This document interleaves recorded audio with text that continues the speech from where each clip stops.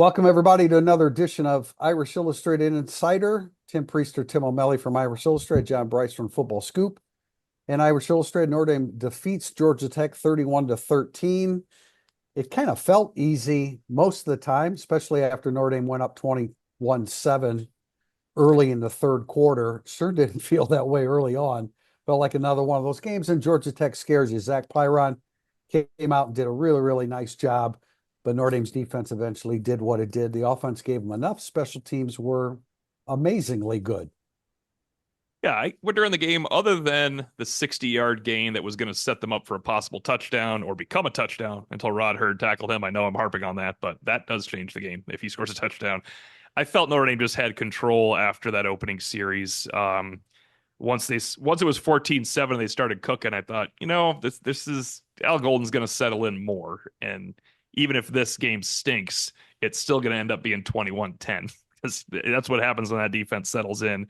I thought Pyron played the best ball he possibly could, and they kept Notre Dame very just nicely off balance, challenging them, as you mentioned, I think 2 weeks before the game, Tim, the 53 and a half feet, the 53 and a half yards you have to cover when you're playing Georgia Tech, and JB talked about that on the screens. They made that a horizontal game, and it's tough sometimes to stop that.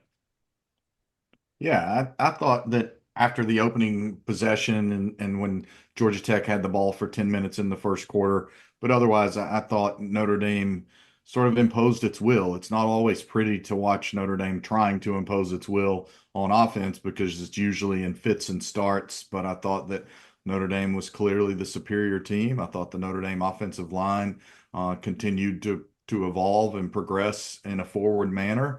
And then Notre Dame had some of the best players on the field, and when you do that, that's a recipe to win. Notre Dame did exactly what it needed to do, and we think that overall the Irish came out of that game healthy. It's another quality win. It's not a ranked win, but it's a quality win, and it keeps alive all your hopes and dreams. And I got to believe Georgia Tech goes to Virginia Tech this weekend, and they got their butts kicked. I mean, physically got their butts kicked. And I think it's going to be hard for them to regroup and play quality football. I don't know where Haynes King will be at that point, but Pyron, he got beaten up pretty badly too. So they've got two quarterbacks that are ailing a little bit, but no doubt Riley Leonard played locked in after the silly interception that he threw. And we talked about Jeremiah Love, and apparently there are no physical shortcomings that he's suffering from. So we move on with that. And defensively, Riley Mills with a couple sacks. I personally thought Leonard Moore's performance was the most noteworthy because of what Singleton and Rutherford could do in the passing game. But there's no doubt that Drake Bowen was outstanding and physically violent throughout. And then, special teams, I tell you what, that punter from Ireland for Georgia Tech, who's also their holder, he had a god-awful day and really contributed. I think, like you guys, I mean, yeah, you felt good at 14-7, but they were lining up for a field goal to cut it to 14-10, and it's a real ball game heading into halftime. But Notre Dame was a better team, the more physical team, and they did an outstanding job. I like what Bryce has made his point. It's going to be one of the who and what to watch points now. Notre Dame had some of the better players on the field because that's how they're going to have that at times against Navy because Navy's operation is crisp and clean. Don't know if they use caffeine or not, but they are they're a well-oiled machine offensively. So the best players on the field, Jeremiah Love and Jadarian Price and Riley Leonard, if they have a good game, it won't matter that much. If one of them doesn't, and I don't mean the running backs, it's going to matter a whole heck of a lot. Yeah, and to Notre Dame's credit, and we wondered aloud on the podcast last Thursday about number of touches for Jay Love and things like that. That was career high, 17 touches. He'd had 16 before in a game, maybe even the Texas A&M game this year, and it had 15 maybe twice, but 17 touches. And I don't think that it's any accident that he was more productive because of it. JB, your line from anybody out there that didn't watch Irish Illustrated overtime after the game, I thought John and Tim were just outstanding. Your line, I'm trying to find it, about the game that Jeremiah Love has had better numbers before, but he's never had a more complete game than what he had on Saturday. And that was true. He's a great blocker. We've given Devin Ford a lot of credit, and he was good again. He was very good again on Saturday, but Jeremiah Love has just become an outstanding blocker. He made the tackle on the interception Right. by Burrell coming out of the end zone. I do want Right. to talk about that. Everybody He talking covered a about punt too. That wasn't Osbury. really. Yeah, he covered a punt. I was like, well, Osbury got down there fast, and it was Matt Freeman. Looks over and goes, I think that was Jeremiah Love. I was like, well, no wonder he got so Well, fast. you and I thought Salerno ran for the first down off the fake I didn't field think goal. the guy was moving that fast. Turns out the holder's pretty quick. He got there. That's good for him. He is. So anyway, I just thought Notre Dame fans, if you haven't seen Irish Illustrated overtime after the game the other day, it was sensational. John and Tim did a great job. So we move on. We move on to Marcus Freeman's press conference. Injury situation. Mitch Jeter still listed as questionable. Zach Yoakum, I thought, did a nice job. That the 42-yarder that he kicked was critical at that time because it gave Notre Dame a 3-score lead. When he missed from 46 yards, it was a 24-7 game. There was less than 3 minutes to go, so it wasn't as critical. But one thing about Yoakum, he kicks them straight. There's no bend one way or another. It's a matter of kicking it right down the It's right down the alley. Too. Well, yeah, because the one that he made was he pretty much tucked that into the left upright, and the other one from 46 stayed outside of that. But anyway, Jeter questionable, so we will probably see Yoakum again. Billy Schrouth will have a role, is the way that Marcus Freeman put it. It's up for debate what that role will be, whether it is actually special teams or a series or two, or we don't see him at all, which could very well be the case as well. I'm going to regret this, guys, because it's going to come down to a 43-yard field goal now. I'm about to jinx it, but this is the one game you don't need to worry about your kicker as much, because if you're going out there kicking field goals in the red zone, that's how your game is going to be way too close against Navy. Notre Dame is great in the red zone. Navy is the best in the red zone. Yeah.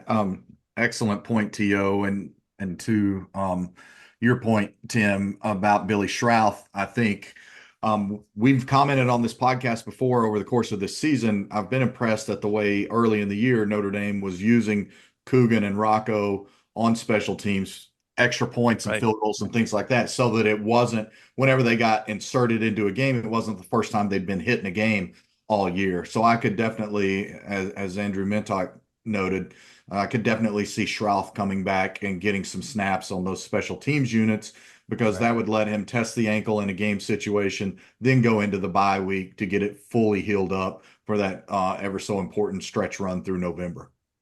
Marcus Freeman talked about first drive scoring, and then Notre Dame's in the upper 1/4 of college football offensively, which is, I guess, might surprise some people. Whereas the defense is in the bottom quarter, which wouldn't surprise anybody. on opening drive, but from the second quarter through the fourth quarter, Notre Dame is number 1 in the country in yards per snap against them. So I thought those are interesting numbers, not necessarily shocking, other than maybe the offense a little bit, although we know that they've come out and scored and then not been able to necessarily sustain it. But Tim, while you guys were talking, I looked it up. We talked about this in our instant analysis. Navy has attempted 7 fourth downs this year, and they've converted 6. And why do you think that is, Tim O'Malley? Tell us. Because they're killing people. They get on top right away. Well, they're also the best opening drive team in college football offensively. They go down and score touchdowns. They're great in the red zone. I mean, I expect that they're going to, one of the first 2 drives by Navy, like it usually is, if Navy's good, no matter how good Notre Dame is, one of those first 2 drives usually ends up in a touchdown. They're hard to handle. But Al Golden is probably the one guy where I asked Marcus Freeman this, and I wanted to bring up Brian Kelly today, and I'm going to bring up to Al Golden. I think it's the best quote he's probably, or the most interesting quote Kelly's ever had, was he said, look, their offense has more adjustments for their own offense than you do for their offense. It's a great point. Of course they do. Al Golden is the all-time master as of now that we have seen, following another master in Clark Lee. This is a much better Navy team than we've seen in a long time, and it's going to be fascinating to watch Al Golden adjust to them, because there's also more to adjust for. It used to be 1 fullback, 2 get the ball at the quarterback's hands, 3 go play football.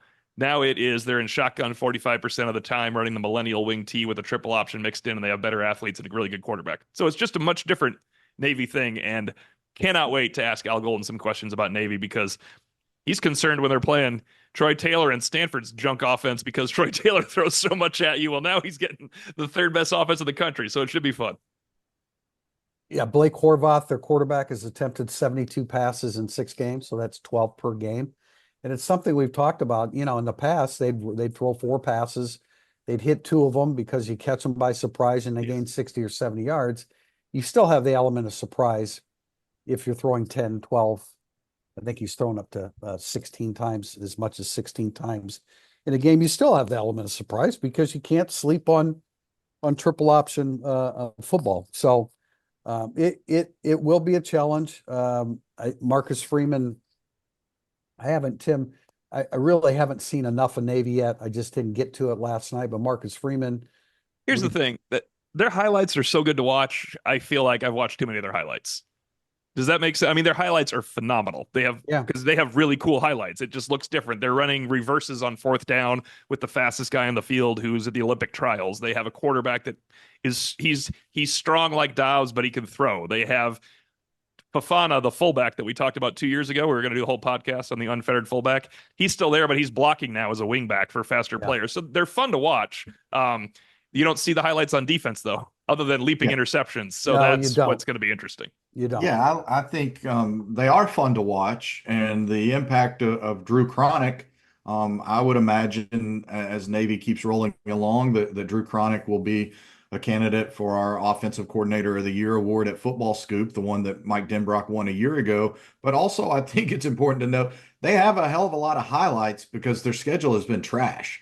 And the fact of the matter is, depending on which metrics you look at, but Notre Dame has the number 20 strength of schedule in college football right now through this past weekend's game. And Navy, I think, is around 113. So I'm not diminishing what Navy has done because you still have to go out and execute. And we've seen Notre Dame at times struggle to execute its offense seemingly on air. But Navy has not had just a litany of quality wins. Excuse me there. I had a little cough. Yeah, but Navy's schedule is probably always ranked like that, and they're not whipping teams' butts like they are this year. So obviously they're better. But point taken, I understand it completely. And no, the highlights, Tim, are not on the defensive side of the ball. They're 82nd in the country in yards passing per game. They're 95th in yards rushing per game on defense. So Notre Dame has to. This is a really big game for Mike Denbrock because they have to be totally efficient on the offensive side of the ball, as always, certainly as always. But I think it's huge for Riley Leonard, Tim. Oh, there's no doubt. I mean, his affable jokes about bad passes can't happen in this one because it won't be a funny situation at the end of the game if he throws it over those. No, I feel like sometimes Riley Leonard needs to fail in order for him to lock in, and you don't want that from your quarterback. I think that's what happened Saturday. I can't stress enough how ridiculous that pass was. And Marcus Freeman said it that it was really bad. He predetermined he was going to throw it. It was all it was first down. Remind everybody that's the other first point. Down, which I hate more than anything. But if the 3 guys back there, the 2 defenders and Bo Collins were all wearing the same color jersey, you would have thought Burrell was the intended receiver. So it gives me an opportunity to say it's about. I know everybody said Collins gave up on the play, and I realize that he wasn't going to break up the pass. No. But where he failed was you allowed the guy to Burrell wasn't going to return it, but when he saw that Collins didn't do anything, he returned it 29 yards. That's where Collins has to go in the end zone and bring him down or prevent him from returning it. I realize that that's not at the forefront of a guy's mind in that situation, but he has to be a little bit more alert than that. But Riley Leonard, it's like he has to do something bumbling in order to shake himself out of it. You can't afford to do that this week because you don't know how many possessions you're going to get. But the good thing, the flip side is this is a defense that Notre Dame should have success against. Memphis, holy cow, Memphis' defense was awful against Navy, but Memphis gained 659 yards against Navy. Navy only had this past weekend. Navy only had 288 yards total offense against Charlotte. but they had 4 interceptions on defense. And so obviously they had short fields and turned that into success. They had actually had 2 interception touchdowns by the same Okay. guy, and one of them was remarkable. Like leaping one-handed pick where he just weaves his way all the way back. And the last guy to meet him was the Charlotte quarterback standing at the goal line who didn't think he was going to get the business end of the end of that touchdown, and he got blasted so bad you could have called targeting on the corner for hitting him with his helmet when he went. My goodness. It was a beautiful hit by the return man, or by the corner. That was a To your point- 51. Oh, sorry. Go ahead. Well, I was just going to say, Navy beat Charlotte this past weekend, 51-17. I was going to read the other scores so people know where we're at, but go ahead, John. Well, I was along those same lines. The Memphis win is a quality win. We do a group of 5 national poll each week on Football Scoop in partnership with Athlon, and Memphis has been regarded as one of the top teams. But to my point about Navy in this podcast is that that's their only quality win. That's the only team Navy has defeated this year that even has a winning record right now. We're still only barely a week past the halfway point of the college football season, and every other team on Navy's slate that it has defeated thus far has a losing record. So again, I think Army's the better team of the two. We'll certainly find out. This is not to just diminish the test. But even in that game against Memphis, that Navy did win and won it by double digits on the road. I think it's noteworthy. Not only did Memphis have 659 yards of total offense, Memphis won time of possession by 11 minutes. We think about Navy being this offense that's methodical and that holds the ball for a really long time. But in its best win of the year, it was only on the field for 24 minutes. Weren't they up like 38-0 though? 38-3? Maybe I don't remember. They were smoking them, and then Memphis came back. So yeah, I apologize. I'm normally a little bit better prepared about the opponent here for our Monday podcast, so I promise I'll catch up. But no, it was never like that. No, I'm thinking of Charlotte. They're up 38-3 on Charlotte. Yeah, no, that Memphis yeah, Navy they scored game was 24 back and points. forth pretty much the whole day. Navy scored 24 points in the first quarter this past weekend. They were up 38-0 at halftime. Yeah, so they came back. But Charlotte rushed for 200 yards against them. UAB, which is not good, they rushed for 195. Memphis rushed for 274. So there are ways to diffuse this a little bit, but Notre Dame's going to have to be really, really sharp on offense.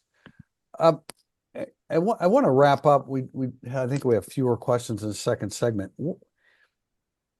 Louis Riddick was hell bent on Louis Riddick was hell bent on saying that Notre Dame was trying to run up the score. It was 24-7 in the fourth quarter, so they faked the punt. Like, you're responsible for.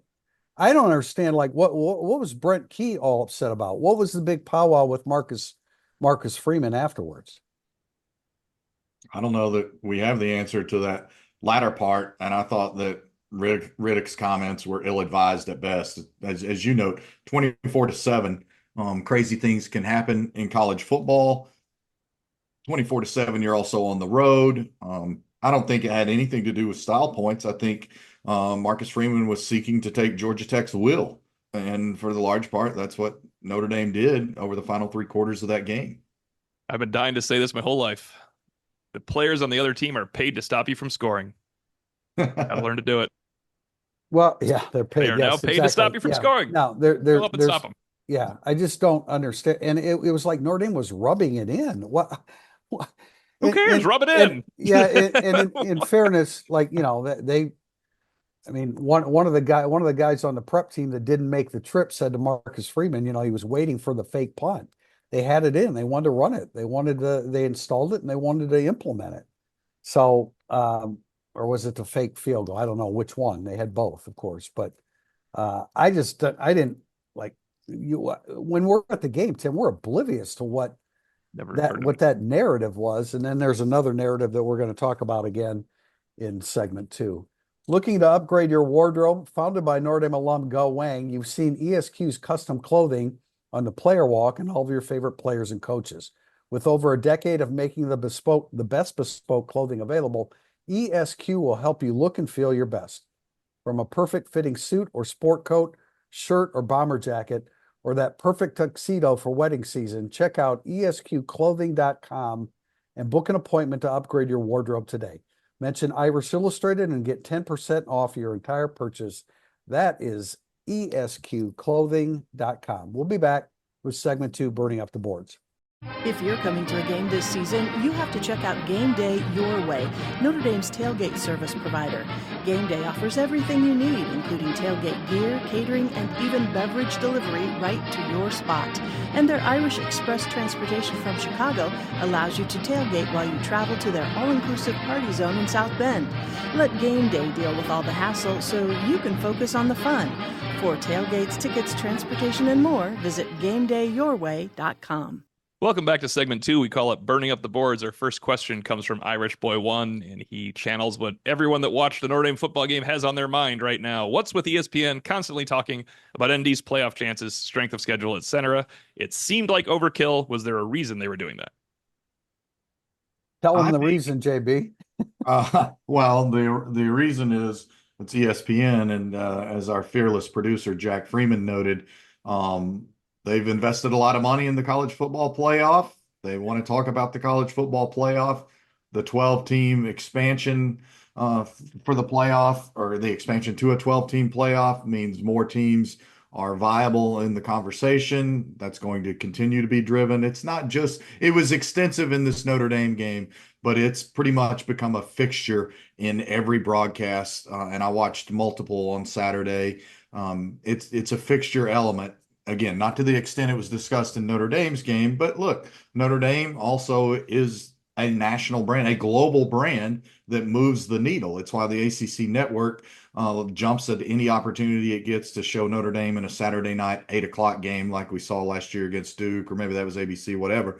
But this is on CBS broadcast. It's on Fox broadcasts. Every game at some point, every network is flashing a graphic that says, with a win, this % chance to make the playoffs. With a loss, this % chance. I saw it in the LSU Arkansas game Saturday night. It was flashed on the screen in the Texas Georgia game, Tennessee Alabama. It's just a fixture. Again, it was talked about too much in this broadcast. I mean, that wasn't the best broadcast tandem of the weekend by far.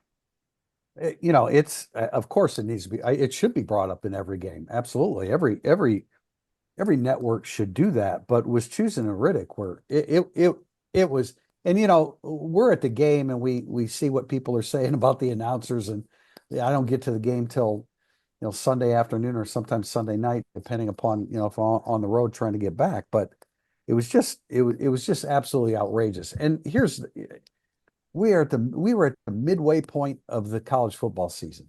Yes. To just keep harping on it over and over and over again I just thought was ridiculous. And so did a lot of people. 6-1 Notre Dame with a loss to Northern Illinois, and its best win now is a very good win, but its best win was 8 weeks ago. Should not be in the playoff. 11-1 Notre Dame will only be in the playoff. That's the whole point of this. Right. It's a simple one. Right. We have 2 questions here. We're going to pair them together. First one from Tom Mendoza. Yes, that Tom Mendoza. Given the extended playing time of freshman at defensive end, linebacker, and cornerback, how concerned are you with Notre Dame's ability to stop the option? I asked a very similar question of Marcus Freeman today. And then from Dr. Parnell, 42, going into Navy, which defensive position gives you the most concern defending the triple option? I mean, I'm going to give this actually have a whole segment on this in Monday Musings.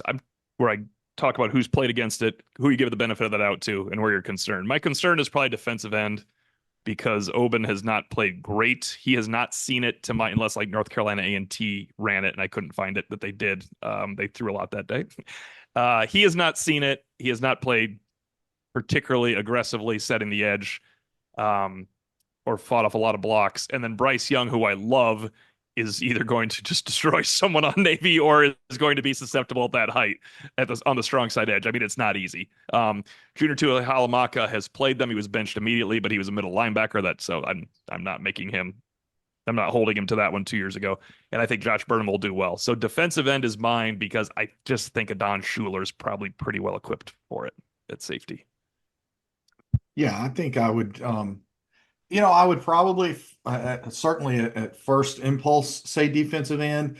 I might say defensive tackle just because Notre Dame is so thin there. And so if something goes wrong on the defensive interior, then that's where the biggest concern would be for me, because you don't want to have to not be able to rely on Howard Cross or Riley Mills for the majority of snaps in that game. So I know I'm taking a little bit of a liberty there with the question, the way it was phrased. I also would note, and we talked about it, people are probably going to get sick of me talking about it, but the high football IQ that we've seen out of Notre Dame's younger players, and I include Bryce Young in that, I think doesn't mean he won't have a hiccup or two on Saturday, but I think that we rarely see him make the same mistake twice. And we love the football IQ of Jaden Osbury. Drake Bowen is playing more instinctive football right now, I think, and it's showing up in a very positive way. So those are elements for me that I think lend optimism for how Notre Dame will handle Navy's offense this week. When you played against Navy year after year after year, a guy like Al Golden was certainly capable of dialing into what stopped him. Now Al Golden has to learn a little bit how to deal with a hybrid offense at Navy now, throwing the football a little bit more. So I think that's a little bit of a concern. You can't just fall back on a guy that you always know has every answer. Defensive end, I would agree with you, John. I think that's a concern. But I'd also say, as much as we like them as cornerbacks, you're very young at cornerback now. As much as, there's no doubt that Leonard Moore against the pass, against conventional offenses, is and is going to be really, really good to great at it. I'm glad you bring this up, Tim, because my concern list starts with Christian Gray because of his shoulder. Right. He hasn't tackled as well since he hurt his shoulder, which is 100% understandable. However, he still has a shoulder he has to worry about probably. It's not like it got better playing against Georgia Tech, so he's on my list for that. And then I'm curious, boy, Jalen Sneed. This is so weird to me. You would never figure this, but Jalen Sneed has started twice against Navy in his career. He only played 9 snaps the first time, but he played 27 out there in Ireland. They must like something he handles well. So it'll be really interesting to see if he stays in that, because when you say eye discipline, playing with technique and playing with leverage all the time, you certainly are going to say the other linebackers before Jalen Sneed. But Al Golden's the one that started him. Right. Al Golden's the guy that started him. It's not like there's a new situation going on. As a freshman. Yes. Yeah. His first ever start was Navy. I thought he got that start due to an injury, though. Well, JD Bertrand was out, but that was Junior Tui Halamaka. So I don't know who. I mean, did Leafa was playing, and Kaiser was supposed to start at safety, but then Prince Kali had such a bad week of practice, they had to go to Tui Halamaka. I'm not sure who you would. Now, he only played 9-10 snaps, so it was probably part of the package, but he started again. I don't think he will this time. I just find it interesting that no one would say Jalen Sneed is experienced against Navy because you don't think about it that way, but he started against Navy twice. Well, it's good to have Jack Kaiser. I mean, playing Navy without JD Bertrand, man, it looked like it. They scored 32 points. Yeah. So no, that makes a difference. But it will be very interesting to see how Al Golden deals with initially, and then his ability to make adjustments. Just because, 45% of the snaps the quarterback is in shotgun, which is in and of itself is a massive change. Question from Robo Pope. It feels like the offense bogs down when the offensive line isn't playing well. After reviewing the film, how did the offensive line grade out? I don't know that I thought Knapp was better than on film than live, because we tend to remember the hold that ruined a touchdown. You tend to remember when he gets pushed backwards a couple times. I thought the left side was better than the right side. One way to say it. I didn't love what was going on the right side. Yeah, I mean, would you say Spindler had the least effective game of the 5? I think so. I think I would say that. I thought Pendleton did some good things. Coogan, I did too. Give Pat Coogan a lot of credit. He prepped for center. He had a little bit of experience at it, but they prepped him for center, and he's come in and done a nice job. I saw Pat Coogan in space a little bit the other day, which They don't do that a lot. They did a lot with Ashton Craig. There was a comment along the way about Notre Dame was less aggressive in the second half offensively.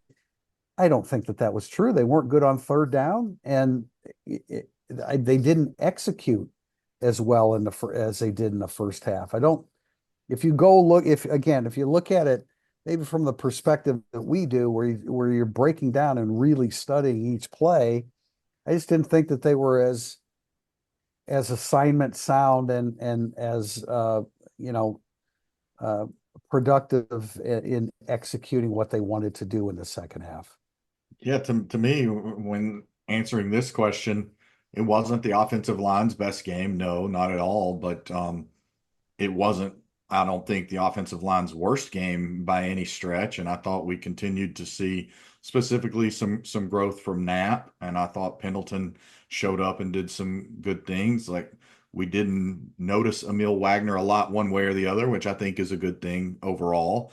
But I also think that part of the offensive line struggles are on the receivers and the quarterback for not making more plays and not ever really making their job easy. The longest run on Saturday was 23 yards from Jadarian Price. And I thought Riley Leonard got a little bit antsy in the second half at times after he had looked so good during that 12 completions in a row streak. So it's still a really young offensive line. It's still got 3 guys starting that they didn't anticipate starting. And they're doing enough to help Notre Dame keep winning. So could have been better offensive line play for sure. I agree with your assessment of the least effective player, or the one perhaps noticed the most for not doing the job a little bit better.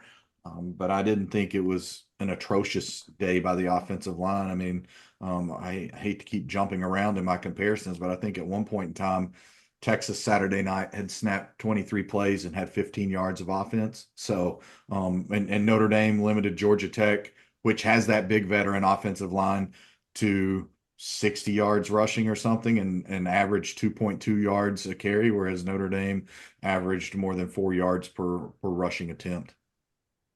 It's also hard, Tim. It's also hard when, like, it's much better for us on the outside to judge the offensive line than the individual player, because you just don't know every assignment and where every help is supposed to come from and how quickly you're supposed to get off your initial double, and if you're really supposed to go to that second level, or did you go there because you missed your assignment. Like, that could get tough. You could do, I didn't intentionally do this. You could maybe do one side play better than the other side. It used to be easy when it was Martin and Watts. So that side played better than the other side. But I don't know. I think I don't like the honing in on one, unless sometimes it's easy when it is a center getting bundled all day long or a left tackle getting murdered, but it can be tough. I wrote this in tape. I thought they had 168 yards, which sounds, mediocre, mid-range, but I thought it was an effective 168 yards. I mean, Price snapped off a couple 19-yarders and a 23-yarder. It looked like they were getting a lot of push there, certainly in that instance. But I feel like Georgia Tech has been underrated, and they will especially be now, because Notre Dame beat them, fairly handily. But I think that's a good football team, and you've got to understand that Brent Key's a good coach, and they're going to make some inroads too. And I thought there were times where they did. Next question from Statman72. Navy's opponents have run a total of 422 plays versus Navy's 357, which works out to almost 11 more plays per game. And I'm getting rid of Statman's decimal points just to make him mad as I do this. Navy's opponents lead in average time of possession, 30-something to 29-something. What would prevent ND from at least matching the average performance of ND's opponents by those two measures? Well, I think Notre Dame will. I mean, I think they will this weekend. Offensively, I think there's an excellent chance. The same similar way that we felt about going in against Stanford and Georgia Tech, that, hey, these are good teams for Notre Dame to get healthy production-wise, I mean, on offense. And I think that there's that opportunity to do it. Now, Navy's throwing a little bit more. Maybe that has something to do with time of possession, a few more incompletions along the way. I don't know, but it is surprising. I mean, they're top of the nation in explosives. They're not holding the ball. They don't are. have to. They go score. It's not the same team. Yeah. Well, right? that's Isn't true. it? If No, you're leading the nation in explosive touchdowns, you can't lead the nation in time of possession. no, that's true. Yes. The emphasis is much less on, just grinding it out and limiting possessions. They're trying to score. They're trying to be aggressive with things. And so that's why when Marcus Freeman says Notre Dame has to be aggressive in turn against Navy, that's particularly true against this iteration of Navy football. It's going to be a little bit different. I'm interested, we get bits and pieces of opponents leading up to it. I'm interested to be in a game and watch a full game live and see just some of the differences as to the pace and how they go about what they want to do offensively. Well, and what would prevent Notre Dame from at least matching, if not surpassing, what Navy has on average given up this year, as he's asking the question?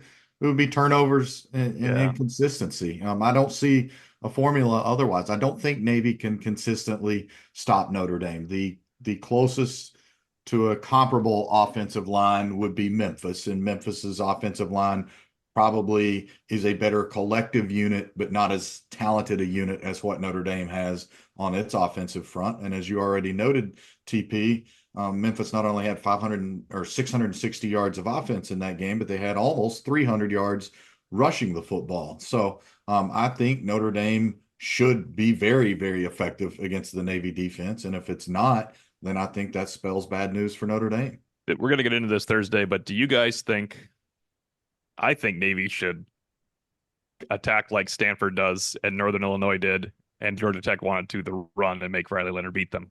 Because if Riley Leonard throws a pick, that's his fault. Notre Dame will recover and win the game. If Riley Leonard throws a pick that's his fault and has one tipped or something weird happens that isn't his fault, you're getting into a tighter game with Navy. You can't let Notre Dame and Jeremiah Love and Jadarian Price just beat you in a 7-man box. Notre Dame will kill them. Make Riley Leonard do it.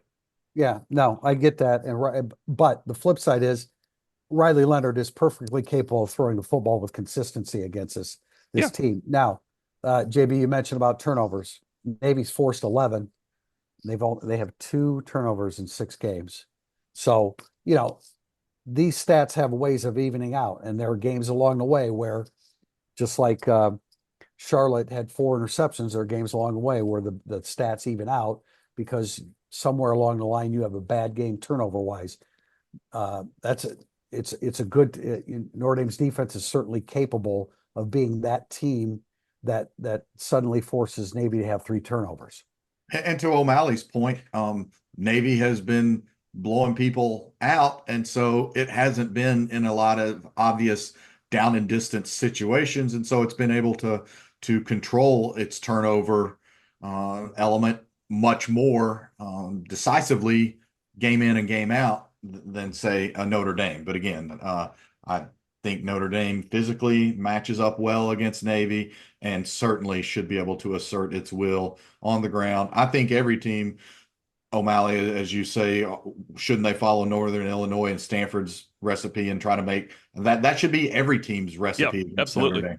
Every team should come in and say, we're going to take the run away from Notre Dame, and we'll have a 50% chance to win the game if we're effective in taking the runaway. Next question is from Maltese Irish. Did any of you have a chance to focus on Gabe Rubio against Georgia Tech? And if so, can you assess his performance as he continues to work his way back from his ankle injury? I didn't focus on Rubio, but we did mention walking off the field. We thought Rubio would play more, but what I say to you, Priester, I bet you he was pretty darn sore after game number 1 coming back playing 23 snaps. He played 17 snaps. That's a little less. I mean, if you asked me how many snaps will Rubio play in game number 2, I'd have said 20. And he played 17 snaps. Mills and Cross could have come off a little earlier for Rubio, perhaps. I mean, whenever a guy is freshly back from the lineup, you try to follow him, and he's just such a big body, and he's a guy that they need a big body in there. Heinisch is under 275 pounds, which makes it really difficult.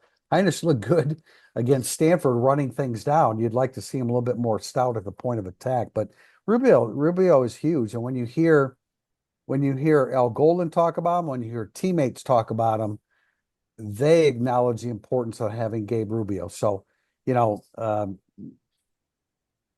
I don't know how much experience. He doesn't have a whole lot of experience playing against Navy. He What did he have? he had two quarterback hurries last year, and did he force the fumble or recover the fumble, and he got hurt on it. That's how he Yeah. got hurt in the Navy game. He can't have that much experience playing Navy because he has Howard Cross and Riley Mills in front of him his entire career. So he's gone against him a little bit in a reserve role. Those guys have been playing since 2020. Yeah. They've been around a long time. Yeah. Hey, before we get to our last question, JB, I'm sorry, JB, would you want to comment on I that? was on Rubio. I was just going to say I thought that he showed up much more the week before against Stanford and looked a bit more like a wrecking force against Stanford than he did against Tech. But again, I don't think we can quantify how valuable these games are for Rubio to be back and get 3 games of limited action under his belt before the next bye week, and then hopefully be fully rested and fully healed for that closing stretch of 4 games through November. So I didn't think he played as well against Tech for whatever reason as what I felt he played against Stanford. But it's still a super capable big body out there that Notre Dame absolutely needs for those 16 or 20 snaps. And I think Navy will have a hard time containing Gabriel Rubio if he plays the way he did against Stanford. Maybe the reason that you didn't think he played as well, he was going against a better offensive line and Yeah, well, they certainly were. a very experienced offensive line. And if you were to pick out the most accomplished player along the offensive line, it was Georgia Tech's center going into the game. So that could account for that. I wanted to throw something in that Marcus Freeman said today that we haven't mentioned. We didn't mention it in instant analysis either, but Jordan Faison, he gushed about what Jordan Faison did at the receiver position, blocking. Obviously, it's been difficult for Faison. He's had an injury to his foot, ankle, and then a setback.